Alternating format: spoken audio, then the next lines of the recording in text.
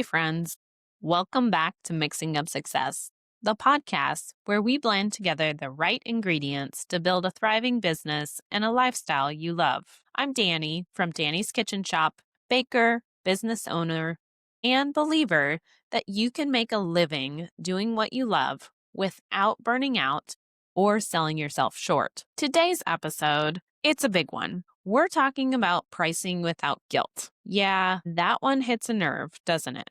Pricing brings up so many emotions: fear, doubt, second guessing, but it doesn't have to. When I first started decorating cookies, pricing wasn't a strategy, it was survival math. I just wanted to cover my costs and make a little extra money for my family. At the time, I was still working full time, so cookie money was what we called fun money. But when I made the jump to full-time self-employment, everything changed. That bonus had to become my paycheck. Suddenly, pricing wasn't about being nice. It was about being sustainable. And here's what I learned the hard way.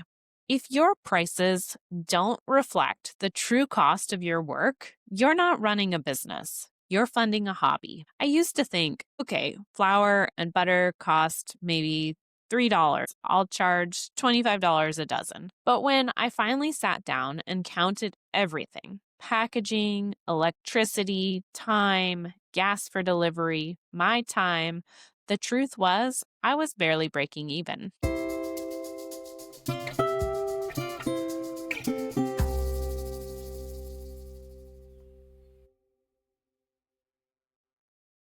Here's the biggest mistake most bakers make. And I teach this in week 3 of the business of baking. They only count the ingredient costs, but ingredients are just one slice of the pie. Your time, your overhead, your packaging, all of that adds up. If you're not paying yourself for the hours you spend mixing, baking, emailing, packaging, cleaning, you're not actually paying yourself at all. Inside my class, I teach a simple framework that breaks your pricing into direct costs, hidden costs, and profit margin. We don't need to go deep into that here. But even if you just start tracking your time this week, you'll see where the money's really going. Once you know your numbers, you can't unsee them. And that's when confidence starts to build. Now, I also want to mention something that's really important. Pricing is going to vary so much depending on where you live. Your rent, your ingredient costs, your market, they all play a role. What makes sense for someone in Portland might not make sense for someone in a small rural town. And that's okay. You cannot build your pricing around someone else's business because you have no idea what their input costs are. You don't know if they're baking out of a home kitchen or paying for a commercial space, or if they're even paying themselves. So yes, look at competitors, get a sense of where you fall in your market, but don't let that be your guiding force. Your pricing should start with your numbers, not theirs. I spent years figuring out how long it actually takes me to decorate 1 dozen cookies from start to finish. I timed trays, tracked steps, and looked for ways to increase efficiency. Because for me, time was money. And that's why I use one slightly thicker flood consistency for both outlining and filling. It cuts out a step. Some people might not agree with that technique, but it works for me and my business model. If I had chosen to build my business around perfection, double outlining, detailed piping, endless tiny touches, I would have had to raise my prices dramatically. There's no right or wrong here. It's just about being intentional. You don't have to overthink it, but you do have to think about your business, your systems, and your costs.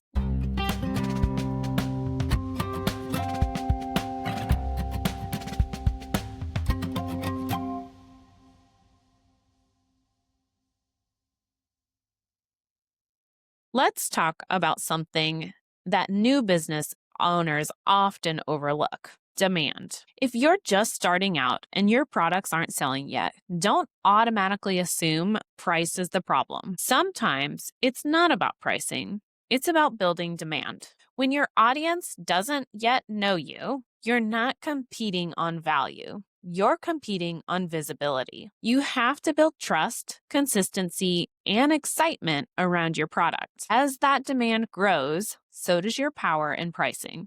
You'll start to notice that orders come in easier, people wait for your restocks, and that confidence you feel about your prices will grow naturally because you're no longer hoping people will buy. They want to. So before you rush to lower your prices, pause and ask yourself, do you have a pricing problem or do you have a demand building problem? Now, one last thing I want to touch on, especially for those of us selling perishable products like cookies, bread, pastries, is pricing is flexible. Don't be afraid to price things to move before you have to toss them out. That's not discounting your value, that's smart inventory management.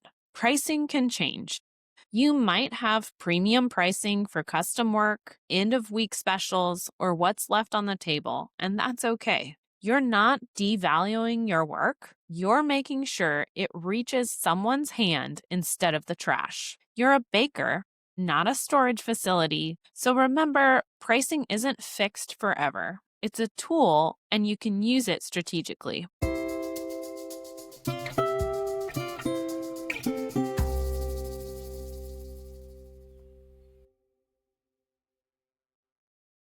Pricing guilt usually shows up as fear of losing customers, fear of being too expensive. But here's the truth. The customers who truly value what you do will always see the worth in your work. You can't build a sustainable business on people who only want a deal.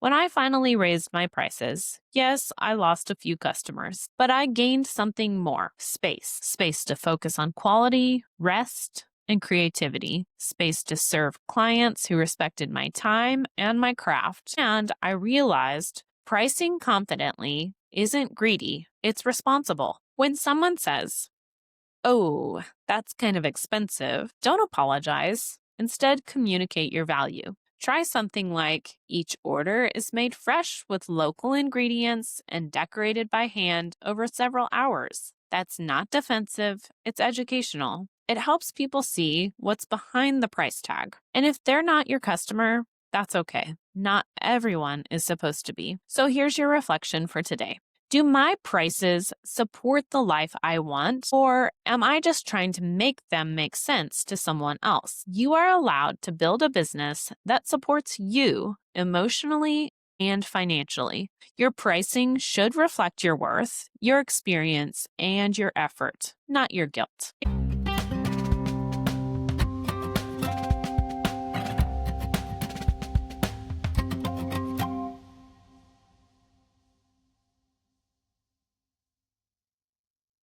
If this episode resonated with you, share it with a fellow baker or creative who needs to hear that it's okay to charge for their value.